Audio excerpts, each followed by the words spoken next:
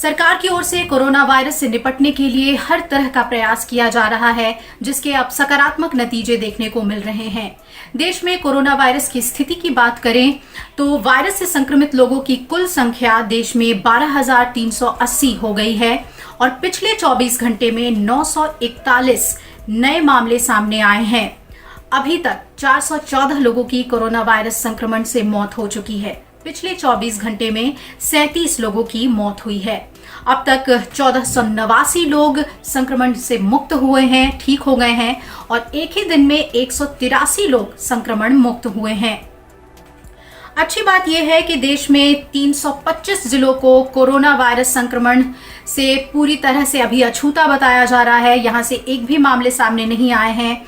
वहीं पुडुचेरी के माहे जिले में पिछले 28 दिनों में कोई मामला दर्ज नहीं किया गया है और इसी तरह 27 अन्य ऐसे जिले हैं जहां 14 दिनों में कोई संक्रमण का मामला सामने नहीं आया है। हमारी इस लड़ाई में, हमारे इस एफर्ट्स में अभी तक भी फील्ड लेवल पर किए हुए एक्शन के तहत 325 ऐसे जिले हैं जहां पर कोई भी केस नहीं आया है।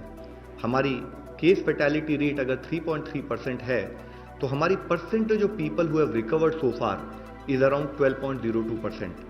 साथ ही फील्ड लेवल पर जो कुछ ऐसे जिले जहां पर इससे पहले केसेस आए थे लेकिन फील्ड एक्शन के द्वारा उनको कंट्रोल और उनके कंटेनमेंट से संबंधित जो काम हुआ है उसके तहत माहे इन पुडुचेरी एक वह जिला है जहां पर पिछले 28 दिनों से कोई फर्दर पॉजिटिव केस नहीं आया है।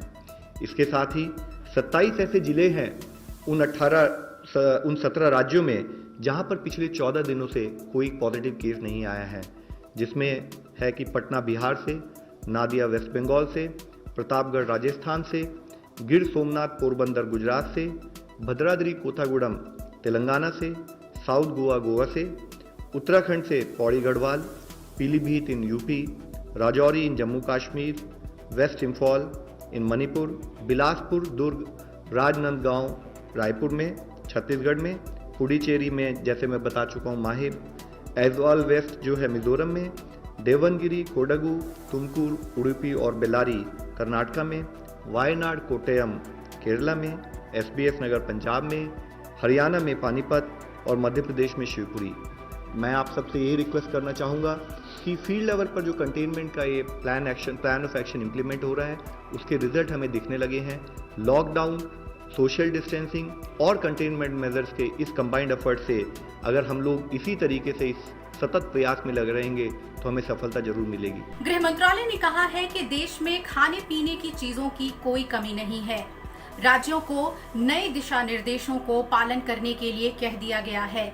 गृह मंत्रालय ने यह भी बताया कि 20 अप्रैल के बाद जो गैर हॉटस्पॉट इलाके हैं वहां पर चुनिंदा गतिविधियों के लिए इजाजत दी जाएगी। राज्य सरकारों ने लॉकडाउन को लागू करने के लिए अपने प्रयास बढ़ा दिए हैं। जहां भी लॉकडाउन का उल्लंघन हो रहा है वहां वे उचित कार्यवाही कर रहे हैं। आवश्यक खाद्य सामग्री जैसे गेहूं, चावल, दालें एवं दूध की आपूर्ति की स्थिति संतोषजनक है और इनकी उपलब्धता को निरंतर मॉनिटर किया जा रहा है।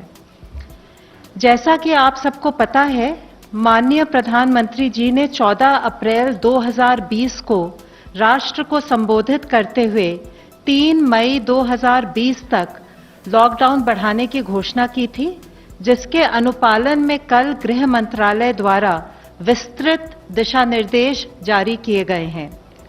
गृह मंत्रालय ने सभी राज्यों एवं केंद्र शासित प्रदेशों को पत्र लिखकर इन दिशा निर्देशों को ग्राउंड लेवल पर क्रियान्वित करवाने तथा आम जनता के लाभ के लिए इनके व्यापक प्रचार पर जोर दिया है।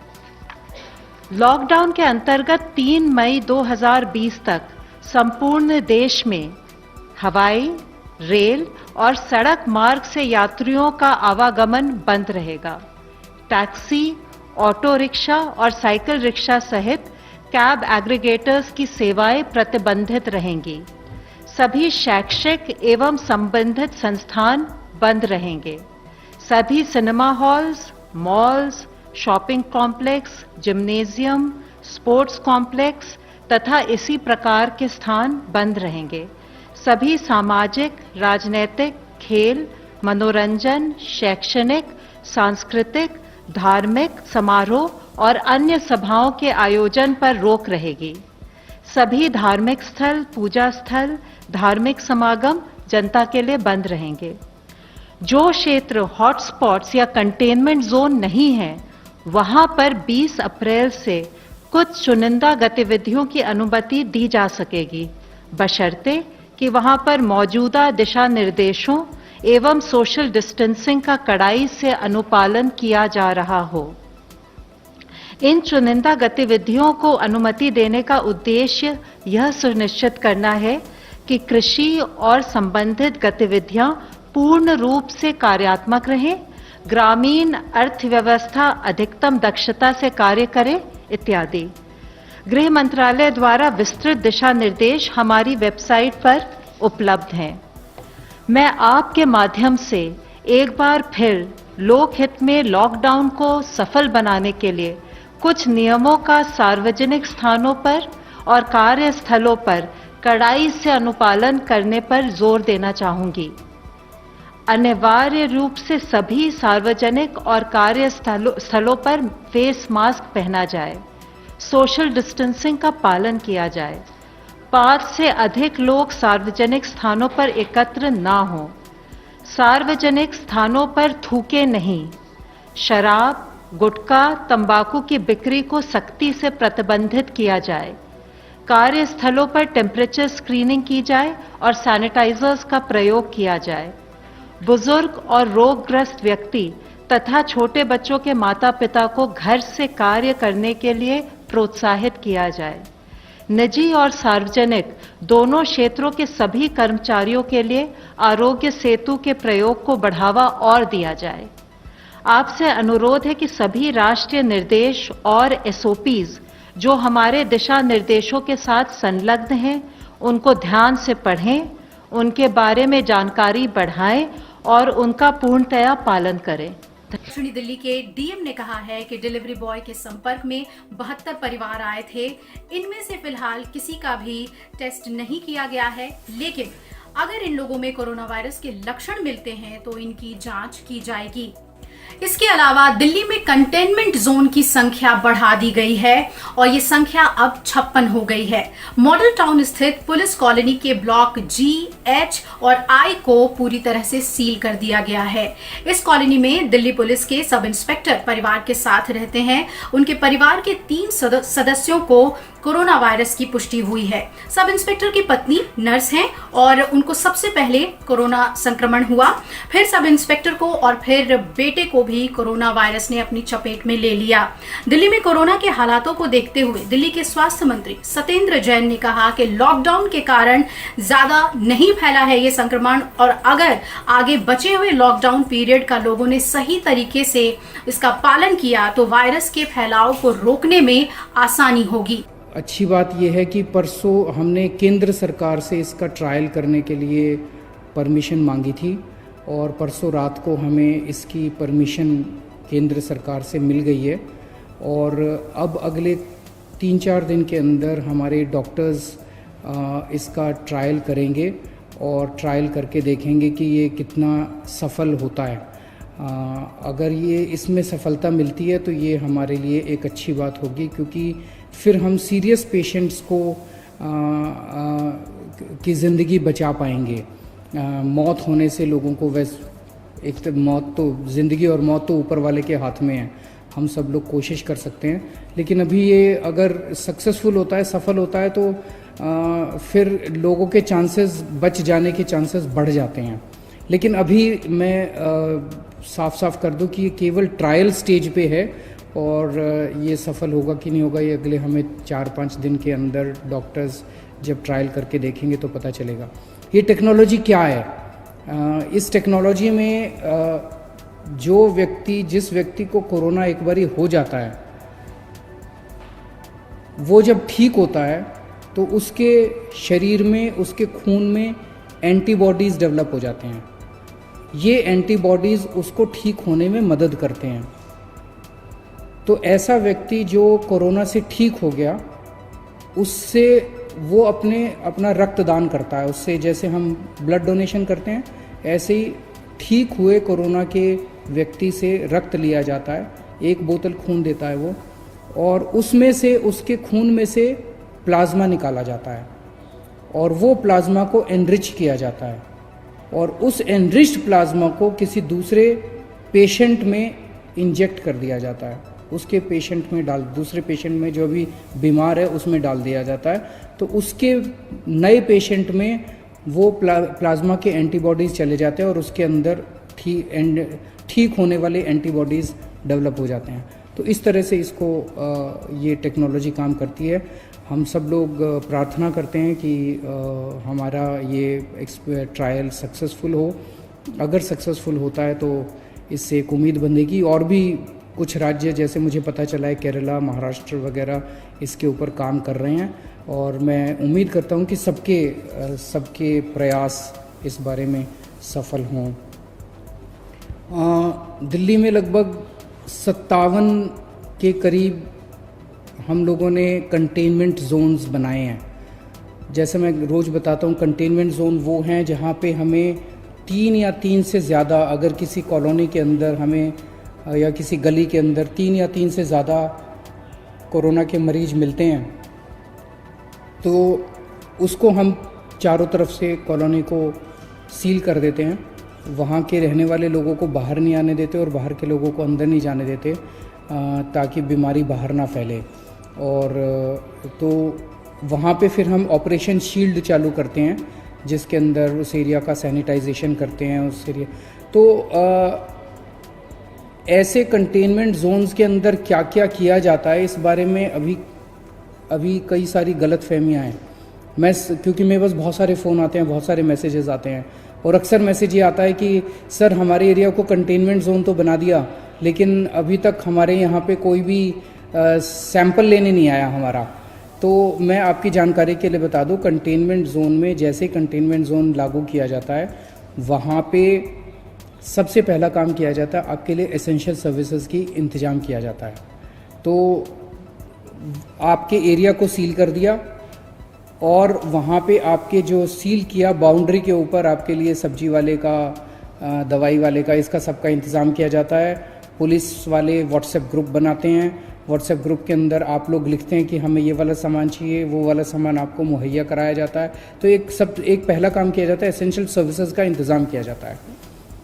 एक काम किया जाता है, सैनिटाइजेशन किया जाता है पूरे एरिया का। जो मशीनें मैंने बताया था उन मशीनों के ज़रिए उस एरिया को पूरे को सैनिटाइज किया जाता है। फिर डोर टू डोर सर्वे किया जाता है। सर्वे सबका होता है, हर एक के घर में कोई ना कोई दिल्ली सरकार की टीम जाती है और उनसे पूछती है कि आपके घर में कोई बीमार तो नहीं है, बुखार तो नहीं है, किसी को सांस की शिकायत तो नहीं है। तो जो कोरोना के सिम्टम्स हैं वो पूछते हैं कि आपको कोई ये सिम्टम्स तो नहीं है। ये सर्वे 100% लोगों का होता है। अगर किसी कंटेनमेंट जोन में अभी तक नहीं हुआ तो हो सकता है 2-4 दिन में हो जाए, क्योंकि बहुत ज़्यादा कंटेनमेंट जोन बन गए हैं। टीम्स थोड़ी सी कई बार कम पड़ जाती है एसडीएम के पास, तो वो 100% का होगा। इधर दिल्ली ने तबलीगी जमात के प्रमुख मौलाना साद कांधलवी के खिलाफ गैर इरादतन हत्या का मामला दर्ज कर लिया है, जो कि हत्या के किसी तरह के मामले में दूसरी सबसे बड़ी धारा है। निजामुद्दीन के मरकज में हुए जमात के कार्यक्रम में कई लोग शामिल हुए थे और इसमें विदेशों से आए हुए लोग भी थे, जिसके बाद संक्रमण तेजी से फैला और कई लोगों की मौत भी हो गई। आपको बता दें कि इससे पहले मौलाना साद पर उन धाराओं के तहत मामला दर्ज किया गया था जिसमें जो जमानती थे, लेकिन अब ये धारा 304 के तहत मामला दर्ज होने के बाद मौलाना साद को जमानत मिलने में मुश्किल होगी। अमेरिका में काम करने के लिए रह रहे भारतीयों के लिए अच्छी खबर है। ट्रंप प्रशासन ने H-1B वीजा की अवधि बढ़ाने का फैसला लिया है। अमेरिकी प्रशासन ने H-1B वीजा की अवधि बढ़ाने और देश में कुछ और समय के लिए बने रहने के लिए आवेदन स्वीकार करने का निर्णय लिया है। अमेरिकी गृह विभाग ने H-1B वीजा की अवधि बढ़ाने के संबंध में अधिसूचना जारी कर दी है। अधिसूचना में कहा गया है कि जिस कंपनी में फिलहाल काम कर रहे हैं उसमें आगे काम करने की अनुमति 240 दिन तक बढ़ा दी जाएगी। अगर वो समय रहते आवेदन दे देते हैं तो उनकी मौजूदगी को गैर कानूनी नहीं माना जाएगा। इसमें कहा गया है कि कोरोना महामारी के चलते वीजा पर आने वालों के सामने इस समय कुछ मुश्किलें हैं। अमेरिकी प्रशासन ने ये घोषणा ऐसे समय में की है जब पूरी दुनिया में सभी देशों में अपनी सीमाओं को सील कर दिया गया है और अंतर्राष्ट्रीय उड़ानें पूरी तरह से बंद हैं। यात्रा प्रतिबंधों के चलते कई H-1B वीजा धारक अमेरिका में फंस गए। उनकी वीजा परमिट अवधि जल्द समाप्त होने वाली है। H-1B वर्क वीजा है जिसके जरिए अमेरिका अपने यहाँ के कंपनियों में विदेशी नागरिकों को काम करने की मंजूरी देता है। खास बात है कि हजारों भारतीय और चीनी IT प्रोफेशनल्स इस वीजा के जरिए अमेरिकी कंपनियों में काम कर रहे हैं। अमेरिकी सरकार ने अस्थायी कार्य वीजा पर यहाँ पहुंचे हजारों भारतीयों को एक बड़ी राहत दी है।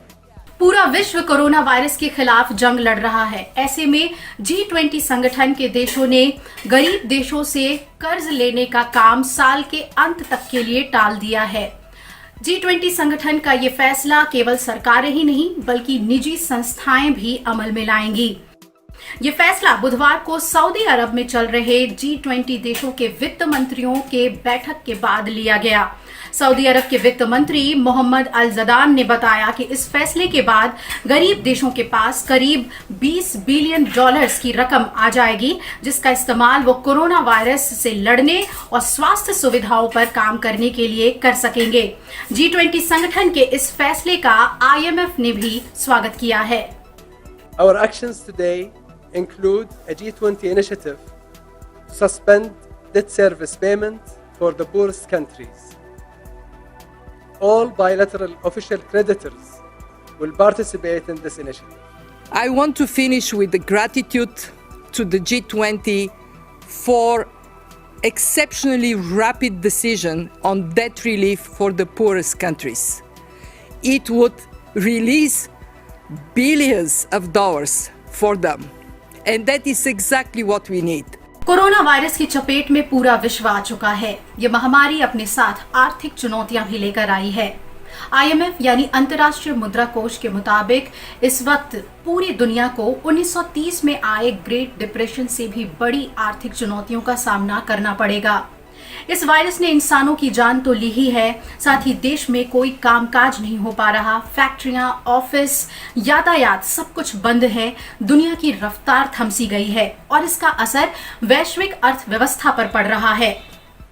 IMF के आकलन के मुताबिक दुनिया की तमाम बड़ी अर्थव्यवस्था चालू वित्त वर्ष में नेगेटिव ग्रोथ दर्ज करेंगी और इस आर्थिक संकट की चपेट में America, Germany, Japan, France, UK, Italy, Canada, चीन जैसे देश भी हैं। आज इस संकट से निपटने के लिए वैश्विक स्तर पर कोशिश की जरूरत को समझते हुए G20 देश कार्य योजना बनाने की कवायद शुरू कर चुके हैं। आपको बता दें कि वैश्विक वित्तीय संगठन भी जरूरतमंद देशों को हर संभव मदद देने के लिए आगे आ रहे हैं और इसी सिलसिले में अमेरिकी राष्ट्रपति डोनाल्ड ट्रंप आज देर रात G7 देशों के प्रमुखों के साथ वीडियो कॉन्फ्रेंसिंग के जरिए चर्चा करेंगे। कोरोना से लड़ने के लिए यूपी का मेरठ शहर आगे आया है। संक्रमण को लेकर जहां दुनिया भर में हाहाकार मचा है, वहीं मेरठ ने देश के सर्वश्रेष्ठ चिकित्सा संस्थान एम्स को 1.5 लाख PPE किटों का सुरक्षा कवच दिया है। यूरोपियन तकनीक पर बनी किट को एम्स नई दिल्ली देश भर में अपने सभी केंद्रों तक भेज रहा है। अब तक 80,000 पर्सनल प्रोटेक्शन इक्विपमेंट यानी PPE किट उपलब्ध करा दिए हैं। जल्दी ही 70,000 किटों की भी आपूर्ति कर दी जाएगी। ये हम जो तैयार कर रहे हैं PPE किट तैयार कर रहे हैं, जो कि हम एम्स के लिए, एम्स दिल्ली के लिए बना रहे हैं।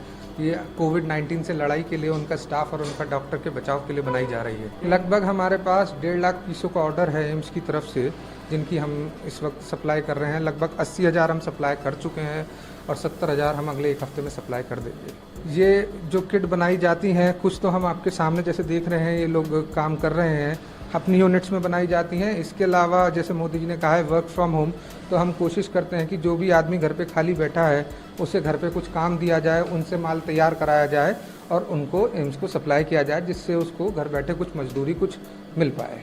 और लगभग आज की डेट में जो हमारा एवरेज आ रहा है 8 से 10,000 पीसेस डेली का आ रहा है। 80,000 की हम सप्लाई दे चुके हैं और लगभग 70,000 हमें अभी पेंडिंग सप्लाई है, जो अगले नेक्स्ट वीक तक हम दे देंगे। उम्मीद है कि एम्स हमें ऑर्डर, क्योंकि हम बहुत अच्छी क्वालिटी दे रहे हैं, एज़ पर देयर डिमांड दे रहे हैं, उम्मीद है कि अगर उन्हें आगे रिक्वायरमेंट रहती है तो वो हमें ऑर्डर ज़रूर रिपीट करेंगे। प्राइवेट संस्थानों से भी हमें बहुत लोग कांटेक्ट कर रहे हैं पीपी किट के लिए, पर एम्स इस वक्त इस लड़ाई में फ्रंट एंड पे खड़े होकर लड़ रहा है और पूरे देश के लिए लड़ रहा है। तो पहले सबसे सर्वोपरि हमारे लिए एम्स है। जब तक एम्स की सप्लाई पूरी नहीं होगी हम किसी और को ऑर्डर नहीं लेंगे। चीन के वुहान में एक अलग तरह के निमोनिया का मामला दिसंबर के अंत में सामने आया। इसी निमोनिया का नाम बाद में कोरोना वायरस रखा गया। चीन के हुबेई प्रांत के वुहान में आए इन मामलों के बारे में शुरुआती जांच में बताया गया था कि जो मरीज इस अज्ञात निमोनिया से ग्रस्त हैं उनमें ज्यादातर वुहान की हुनान की सी फूड मार्केट के दुकानदार हैं या तो डीलर हैं। इसके बाद चीन ने इसकी जानकारी विश्व स्वास्थ्य संगठन को दी थी। 4 जनवरी को WHO ने भी इस बात की पुष्टि की, लेकिन तब तक इस वायरस से किसी की मौत नहीं हुई थी, लेकिन इस वायरस के जांच की बात कह दी गई थी। इसके बाद WHO ने इसका नाम 10 जनवरी को नोवेल कोरोना वायरस दिया, लेकिन 11 फरवरी को इसका आधिकारिक नाम international committee on taxonomy of virus, जो नए वायरस के नाम देती है, इसका नाम कोविड-19 रखा गया। वैसे 13 जनवरी को चीन के बाहर पहली बार किसी देश में कोरोना वायरस का मामला सामने आया। ये मामला सामने आया थाईलैंड में। इससे पहले सारे केस चीन में ही रिपोर्ट हुए थे। इसके बाद से इसका असर दुनिया के 185 से ज्यादा देशों में फैल चुका है। अब सवाल है कि आखिर चीन ने इस खतरनाक वायरस से निपटने के लिए क्या किया है। ऐसी मीडिया रिपोर्ट है कि चीन ने इस वायरस से निपटने के लिए अब वैक्सीन के लिए ह्यूमन ट्रायल्स के लिए मंजूरी दे दी है। ये सभी प्रायोगिक वैक्सीन हैं। चीन में कैंसिनो बायोलॉजिक्स ने इसकी टेस्टिंग शुरू कर दी है। चीन के विज्ञान और तकनीकी मंत्रालय ने इसकी पुष्टि भी की है। कैंसिनो ने अपने बयान में बताया है कि क्लिनिकल ट्रायल के लिए 500 लोगों को शामिल करने का लक्ष्य था, लेकिन 13 अप्रैल तक 270 से ज्यादा लोगों को ये वैक्सीन दिया जा चुका है। वहीं कोरोना वायरस से निपटने के लिए चीन में अब शोधकर्ता अल्ट्रा वायलेट LEDs पर भी काम कर रहे हैं। शोधकर्ताओं का मानना है कि ये अल्ट्रा वायलेट LED एक निश्चित वेवलेंथ पर हवा और पानी में 99.9% तक कोरोना वायरस को महज 30 सेकंड में खत्म कर सकती हैं। वहीं चीन के उठाए गए दूसरे कदमों की बात की जाए तो प्रीमियर ली क्यांग ने घोषणा की है कि जो भी व्यक्ति अब वुहान को छोड़ेगा उसकी टेस्टिंग की जाएगी। वहीं उन व्यक्तियों के हेल्थ मैनेजमेंट का पूरा ध्यान रखा जाएगा, यानी वुहान पर पूरी तरह चीन की नजर रहेगी। वुहान ही वह शहर है जहां से कोरोना वायरस की शुरुआत हुई थी। इस शहर को 2 महीने तक लॉकडाउन में रखा गया था। ये लॉकडाउन 2 सप्ताह पहले ही खत्म हुआ है। वहीं चीन ने अब हैनन प्रोविंस में इंपोर्टेड कोरोना वायरस के केस से बचने के लिए रूस बॉर्डर पर आवाजाही बंद कर दी है। इसमें चीन रूस की सीमा से लगता शहर सुफुइंग और ग्वांगजू प्रांत शामिल है। चीन का कहना है कि जब तक किसी का कोरोना वायरस का टेस्ट नेगेटिव नहीं आएगा तब तक कोई भी चीन में प्रवेश नहीं कर पाएगा। चीन ने हाल में कहा था कि उनके यहाँ इंपोर्टेड कोरोना वायरस के केस सामने आ रहे हैं, यानी चीन के अंदर अब कोरोना वायरस के मामले नहीं हैं। चीन के कोरोना वायरस पर उठाए गए दूसरे कदमों की बात की जाए तो उसके यहाँ नॉर्थ चीन के हिलोंगजियांग प्रोविंस में बिल्ली कुत्तों की एंट्री अब पार्कों में बैन कर दी है। इसके अलावा यहाँ जो ग्रुप डांसर पार्कों में इकट्ठे होते थे उस पर भी बैन लगा दिया गया है। इसके इतर चीन ने हाल में अपनी इमेज सुधारने के लिए 14 अप्रैल को पोलैंड को सबसे बड़े कार्गो विमान एंटोनोव N225 मिरिया में 400 टन मेडिकल सप्लाई भेजी है। इससे पहले चीन ने कनाडा को जो 60,000 मास्क भेजे थे उनमें ज्यादातर फट गए थे। इसके बाद चीन की काफी किरकिरी हुई थी। वहीं चीन ने सऊदी अरब को भी कोरोना वायरस से निपटने के लिए मेडिकल सामग्री भेजी है। इनमें फेस मास्क, ग्लव्स और थर्मामीटर शामिल हैं।